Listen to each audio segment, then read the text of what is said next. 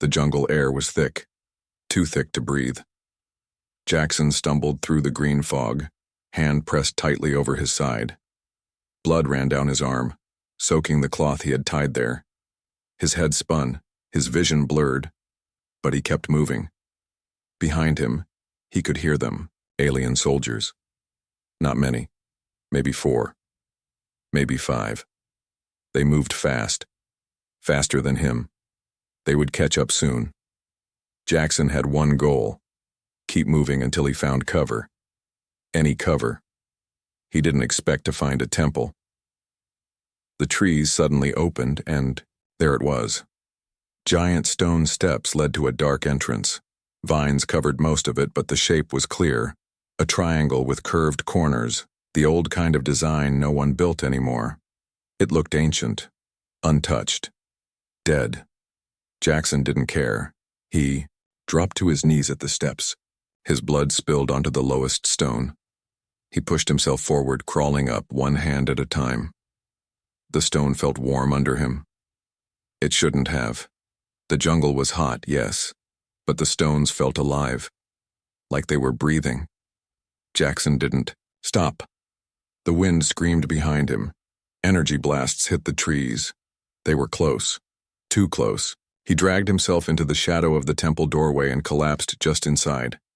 His blood touched the floor, and the floor lit up. A golden glow spread from where his blood hit. Lines appeared across the stone, running like rivers. They moved, fast, rushing deeper into the temple. The air changed. The scent of old dust turned sweet. Flowers bloomed on the vines. Somewhere deep inside, something hummed. Jackson tried to lift his head. What the hell? Then the voice came. Soft. Female. Ancient, you have come. Jackson's eyes widened. Who's there? No answer. Outside, the alien soldiers shouted. One screamed in fear. Jackson turned his head. The entrance was glowing now. Light spilled out and pushed against the jungle air like a shield. The soldiers couldn't get in. One tried, and was thrown back with a flash of blue light. Jackson blinked. What was happening? The voice returned. Your blood has awakened the stone. The guardian returns. Guardian? He coughed. I'm just a merc. He couldn't finish the word. His body gave in. He passed out cold. When he woke, everything had changed. He was lying on a bed made of soft moss.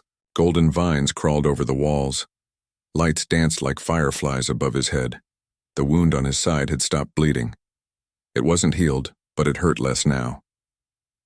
You are awake, the voice said again. It came from everywhere. From the stone, from the air, from inside his head. Jackson sat up slowly. Who are you? I am Lysara, the voice said. Goddess of the temple, keeper of balance, protector of the old ways. Jackson blinked. Goddess. He looked around. He saw carvings on the walls, a tall woman with 4 arms, holding light in one hand, shadow in the other. Her face was calm, powerful, wise. In every carving, she was standing alone. They said you were just a story, he whispered. They forgot. The voice said. They turned their backs. They closed the temple and sealed me in silence, until now. Jackson stood up. His legs were shaky. Why me? Your blood carries the mark, she said. You are not just a man. You are a spark, a piece of what was lost. Jackson laughed. It was a dry, broken sound. I'm a hired gun. I've done bad things. I don't belong in some sacred temple. You bled for the stone, she said gently.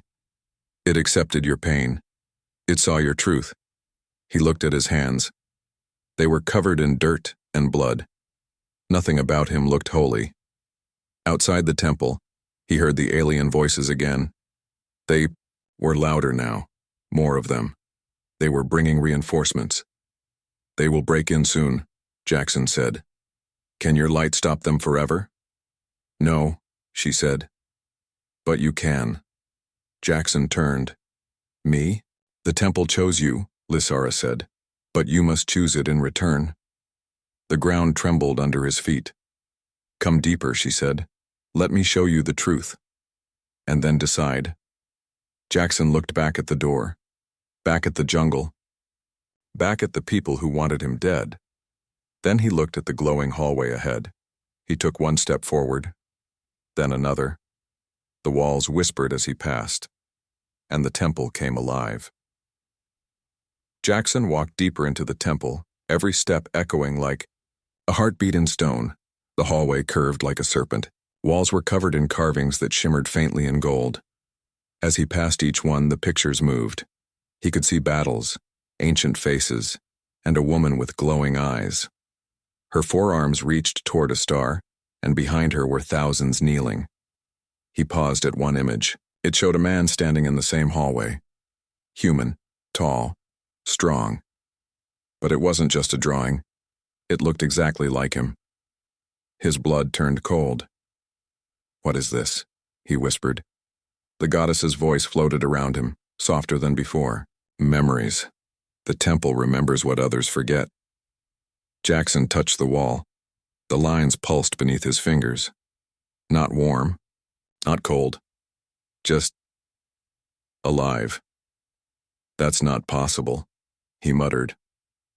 "Humans were never part of this," the voice answered slowly. "You were, long ago, before the galaxy drew borders, before names were stolen. The first guardians were your kind." Jackson laughed bitterly. "You're telling me humans protected an alien goddess?" "Not alien," she said. "Not to you, not to them. Once the stars had no walls. Once pain was shared across blood, not species." He didn't know what to say. He walked further. He entered a vast chamber filled with floating stones. They drifted like feathers in the air, glowing with lines of forgotten language. Each one carried a hum, a song with no voice but with deep feeling. Sadness, hope, memory. "Where am I?" he asked quietly. "This is the breath of the temple," Lisara replied. "Every whisper, every death, every truth lives here." Jackson reached toward one floating stone. It stopped midair, then spun. Light flashed, images poured into his mind. Warships exploding, children hiding in rubble, a goddess falling to her knees. She looked straight at him, her lips moving in silence. He staggered back, heart pounding. "What did I just see? What I endured," the voice said. "What they made me forget." "They?" Jackson asked. "My own people," she whispered. "They grew hungry for conquest. When I chose peace, they sealed me in stone. They killed my guardians, erased their names." Jackson clenched his fists. He understood betrayal. He understood being left behind. "Why show me this?" he asked. "Because your blood unlocked my heart," she said. "And now, I remember." Jackson turned, in a slow circle. The room was full of ancient wounds, full of silent screams frozen in time. Yet it felt familiar, like he belonged here. "You think I can fix this?" he asked. "I'm just a man with a gun and too many regrets." The temple pulsed. "You are more," she said. "And your blood has only started to wake what was lost." Jackson didn't answer. Something shifted inside him. He heard shouting again. Faint, but closer. Alien voices filled with panic. They were searching, getting past the shield. He looked at the far wall. It had no door, no path. But the carvings changed. They showed a man pressing his hand to the stone. Jackson stepped closer. "Are you asking me to trust you?" he said aloud. "No," Lisara replied. "I'm asking you to listen." He placed his hand on the stone. It melted. The wall opened with a sound like breath, long and deep. Golden dust swirled around him, and a hidden door revealed stairs leading down into pure darkness. He hesitated. "What's down there?" "My chains," she said. Jackson stared into the black. His old life had nothing for him.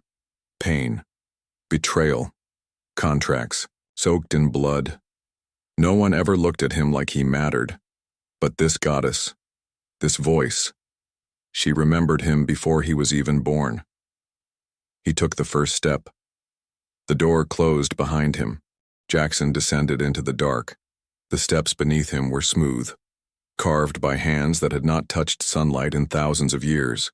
There were no torches, no lights, only a faint golden glow rising from the walls like soft breath. The air was colder here, heavier, not just with temperature, but with weight, like memory. He had been in tombs before, ruins, broken bunkers, but this wasn't like any of those. This place was waiting for him.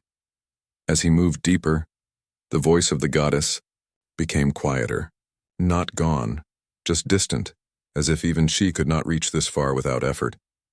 He reached the final step and found himself standing in a wide, circular chamber. At the center was a pillar of crystal.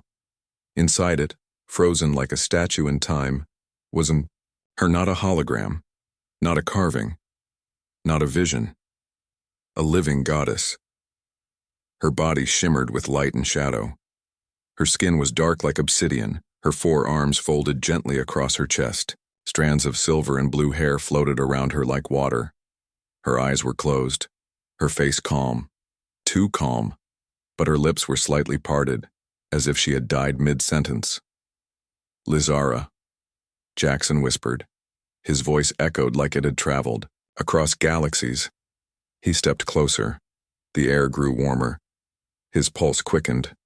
He didn't know why, but part of him felt like falling to his knees. Not out of fear, but because something inside him recognized her, like a child seeing a mother, after centuries apart. Then he heard her voice, inside his head but softer than before. "You found me." Jackson took a shaky breath. "Is this really you?" "Yes," she said. "This is my prison, a crystal of silence made by those who feared my truth. They locked me here, then erased the key." Jackson reached out, touching the crystal surface. It pulsed beneath his fingertips. "How do I free you?" "Your blood began the process," she said. "But only pain will complete it." Jackson frowned. "Pain, not just wounds," she said gently. "Choice, sacrifice, change." Jackson looked at the crystal again. "Why me?" The air grew still. "Because you are broken," she said. Jackson flinched. "Thanks." "No," she said softly. "Not as an insult. Broken things feel. They bend but do not break all the way. You know what it means to be cast aside, to bleed for people who never remember your name." Jackson was silent. "That pain, that memory, makes you strong," she continued. "The chains around me were made from the minds of those who feared emotion, who feared connection. Only someone who remembers pain can cut them." Jackson looked down at his hands. "How?" the floor responded. Glowing lines appeared, forming a circle around the crystal. Symbols floated up like sparks, alien letters that somehow made sense to him now. "Step into the ring," she said. "What happens if I do?" "You will feel what I felt," she whispered. "You will carry my burden, but I will be free." Jackson's heart pounded. He had faced torture before, bullets, betrayal. But this wasn't about flesh. It was about truth. He stepped into the ring. Immediately, the air turned heavy. Light rose from the floor and wrapped around his body like 1,000 threads. And then he screamed. Visions slammed into his mind. Her memories, a war that never ended. Her people rising in pride, falling into bloodlust. Her voice begging for peace being silenced by blades. Friends turning into enemies. Her temple burned. Her body chained. Jackson dropped to his knees, gripping his head, shouting as the pressure built. His own memories surfaced, merging with hers. His father's voice when he left Earth. His commander's cold eyes when he was left for dead. His partners, his squad, every betrayal, now joined by hers. Pain. So much pain. And then, stillness. He looked up. The crystal cracked. One long line ran from top to bottom. Inside, Lysara's eyes opened. Golden light poured from them, flooding the chamber. The chains inside the crystal melted. Her arms moved for the first time in ages. Her fingers brushed the edge of her prison. Jackson collapsed, breathing hard. He had given everything, and now she was free. But before darkness took him, he heard her voice one last time. "You are mine now, and I will not forget." He woke to silence. Not peace, just silence. The kind that hides noise behind it, like a curtain hiding a storm. Jackson opened his eyes and found himself back in the moss chamber near the upper levels of the temple. The wound on his side was gone. Not healed, gone. As if he had never been shot. His arms felt lighter. His chest, warmer. He sat up slowly. The glow on the walls was brighter now. Vines twisted into symbols, moving softly as if breathing. A golden mist hung in the air, sweet and thick like honey. But Jackson didn't feel calm. He remembered everything. The screams of Lysara, the weight of her memories inside his bones, the power that pulsed through him when her chains broke. He wasn't the same man anymore. He looked down at his chest. A symbol was carved into his skin. Not by blade, not by fire, something deeper. A mark made from light itself. It pulsed with her voice. "You carry my truth now," she whispered inside his head. "You are my echo." Jackson didn't respond. He stood slowly and walked toward the outer edge of the temple. He could hear voices again, angry, loud. He reached the balcony, hidden behind tall vines. He pushed them aside. Outside, dozens of alien warriors gathered at the foot of the temple. Banners waved, weapons aimed. At the center stood a tall figure in dark armor, silver skin shining under the twin suns. He was yelling. "He is not chosen," the man shouted. "He is a mistake, a parasite that fooled the old systems." Jackson narrowed his eyes. The warrior's voice echoed. "The goddess is broken. That temple is dead. Do not let a soft-blooded outsider blind you." Other soldiers murmured, confused. Unsure, Jackson recognized the uniform. It belonged to the Order of Flame, a group known for burning down ancient sites to erase old gods and rewrite history. They feared what they couldn't control. Jackson stepped forward. The temple responded. A wave of golden light flowed outward from his body. The air trembled. The vines bloomed into strange alien flowers. The steps lit one by one as he moved down. The soldiers gasped. Some dropped to their knees. Others backed away in fear. "That is not possible," the silver-skinned commander hissed. Only blood of the first line could awaken the core. Jackson kept walking. Calm, steady. He reached the final step and stood at the temple's base. He looked the commander in the eyes. "You sealed her," Jackson said, voice low but heavy. "You betrayed your own goddess." The commander's face twisted in fury. "She was weak." "No," Jackson said, stepping forward. "She was merciful. You feared that." A bolt of energy blasted toward him. Jackson didn't move. The temple reacted before he could blink. A shield of pure gold rose from the ground and caught the blast midair. It shattered like glass, but the energy turned into sparks, vanishing into the sky. Soldiers panicked. Jackson raised his hand. The mark on his chest glowed. "You wanted to silence her voice," he said. "But now it speaks through me." A younger soldier shouted, "What are you?" Jackson looked at him, then at the rest. "I'm the one who bled for her. I'm the one she chose. You can call me a mistake, but I'm the only thing standing between you and her wrath." The ground rumbled. The vines wrapped around the temple stone began to twist like serpents. Old carvings lit up along the walls. Stories of balance, of punishment, of judgment. Jackson didn't threaten them. He didn't need to. The goddess was watching now, awake, listening, and through him, she would answer. "Leave now," he said, "or you'll find out what happens when mercy ends." The commander snarled and raised his blade, signaling the attack. But before anyone could move, A beam of light shot down from the sky, not from the temple, from above the clouds. A ship, ancient, massive, and shaped like the goddess's symbol. As it appeared in the sky, thousands of alien voices cried out in shock. They hadn't just awakened a goddess, they had summoned her fleet, and at the center of it all stood one man, a human, a mistake, who was about to rewrite history. The skies split open like torn cloth.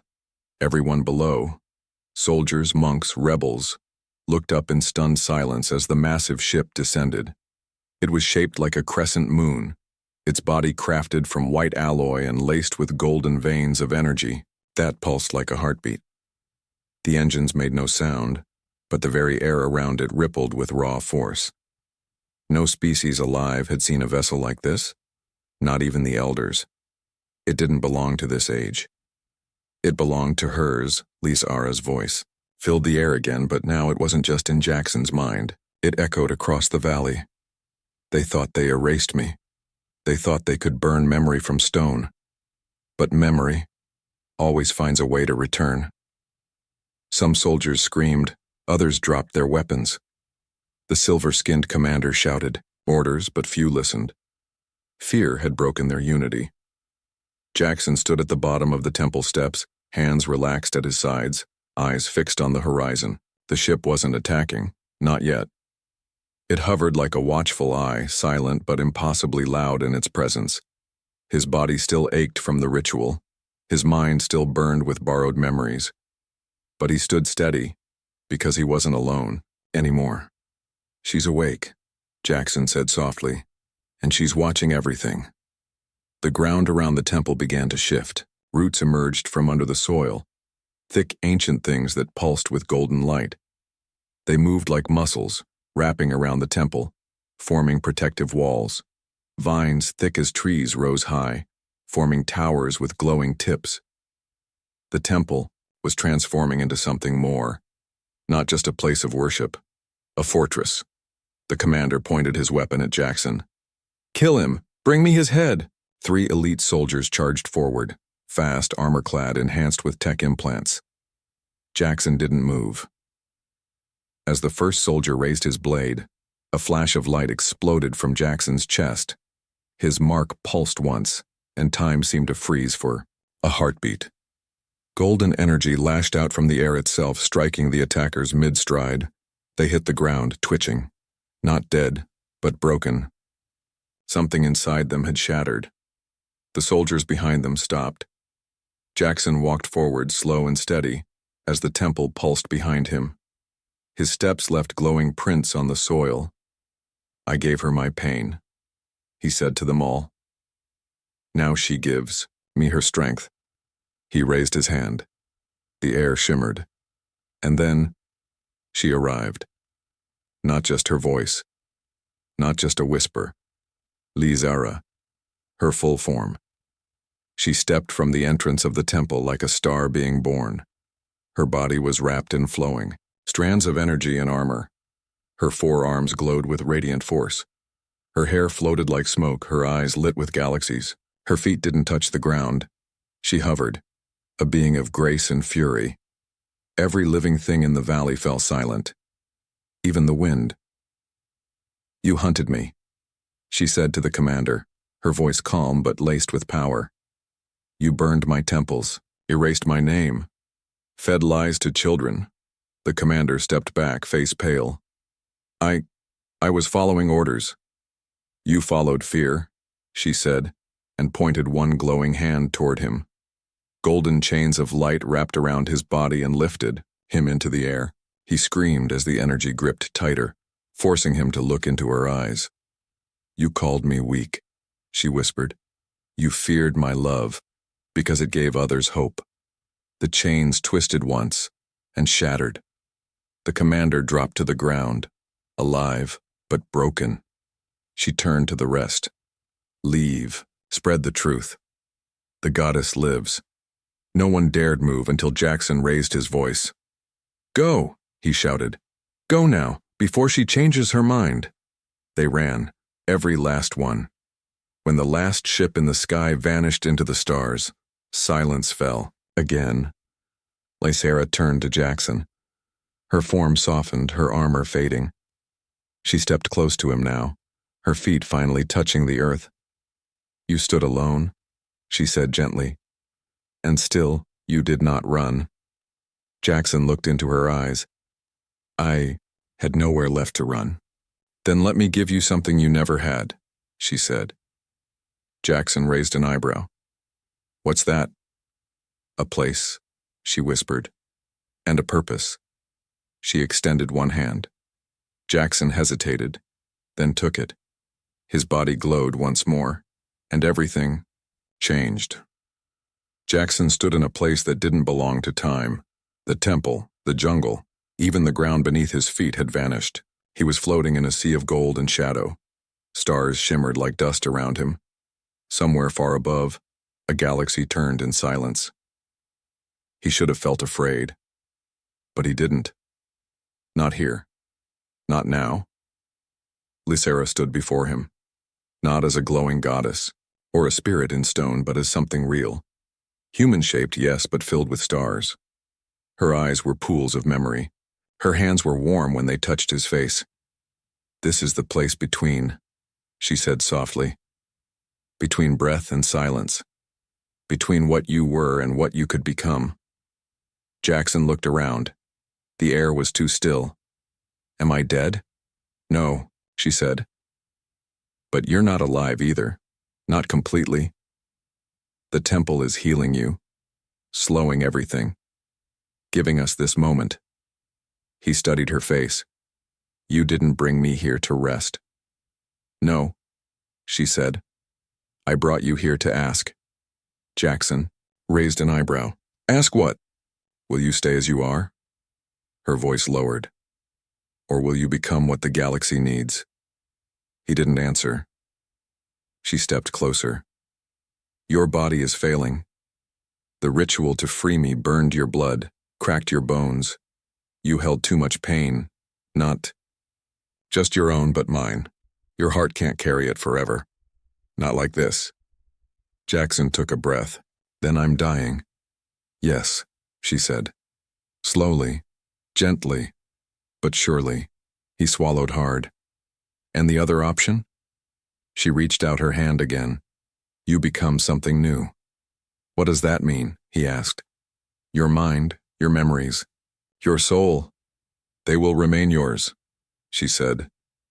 "But your body will become more, reshaped, reforged in my light. No longer human, no longer fragile. Something divine." Jackson turned away. His whole life had been about survival. Fighting for food, for money, for oxygen, for a place, for meaning.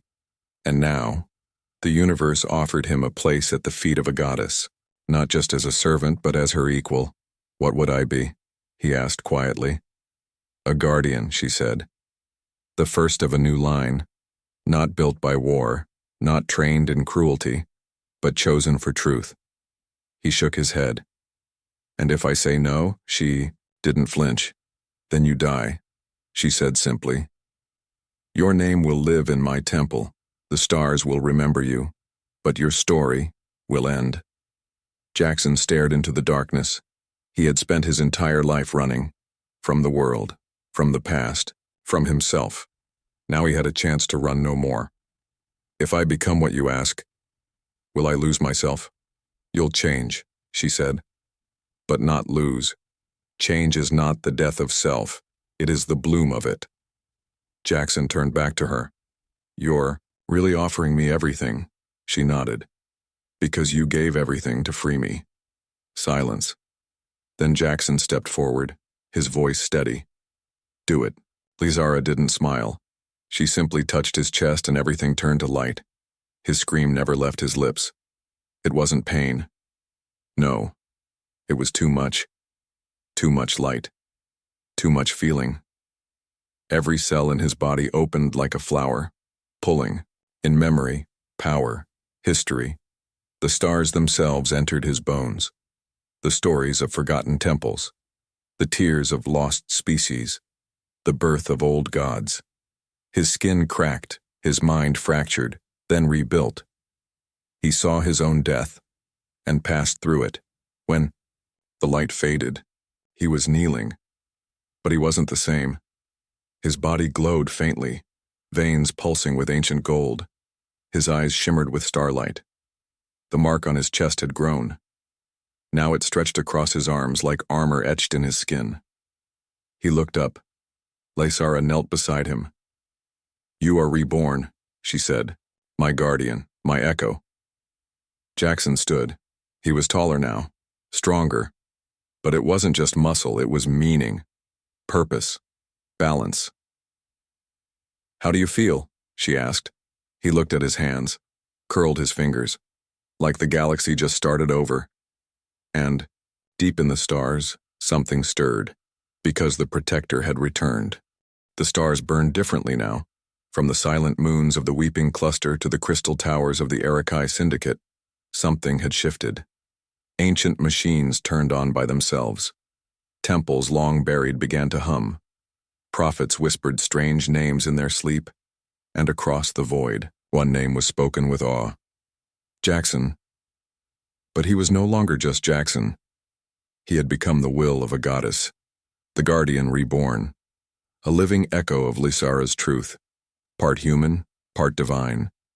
He now carried her light in his blood and her justice, in his voice, and the galaxy was watching.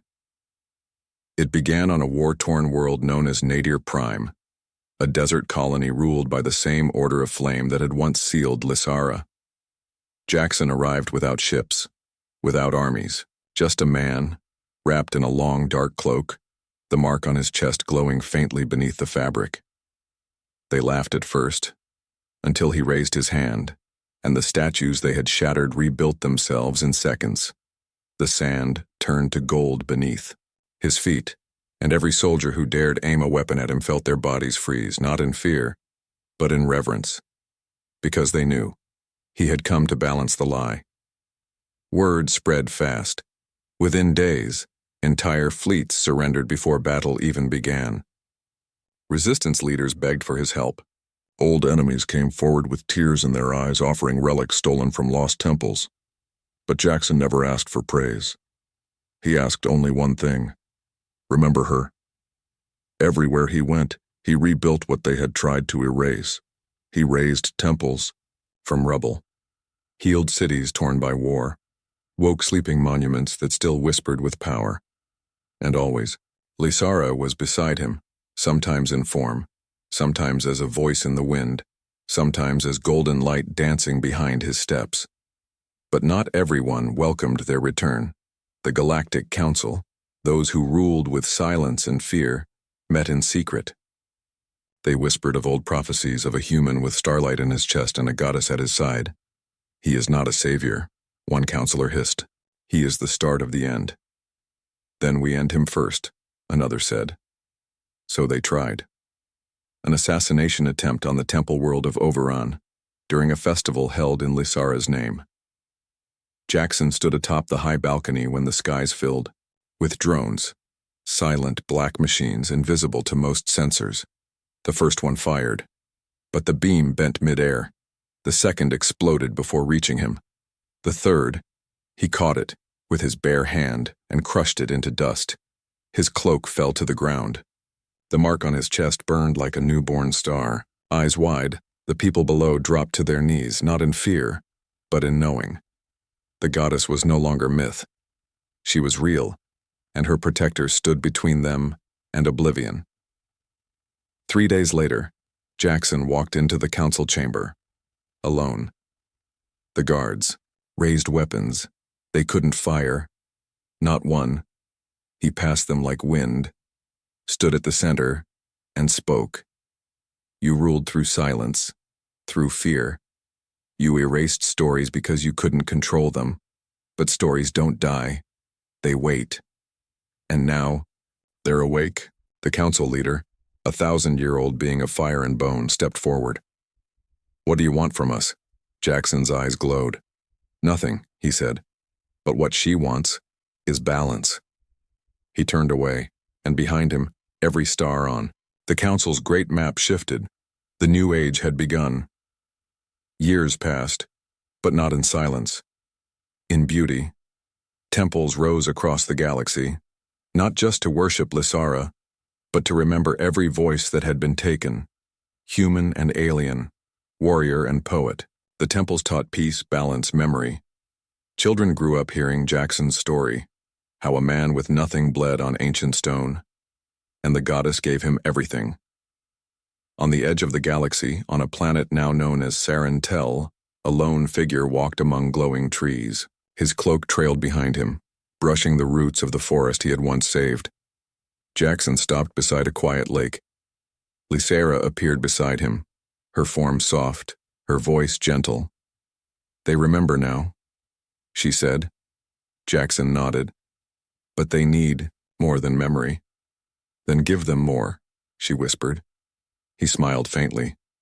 "One more story." And as he stepped into the light, the stars bowed.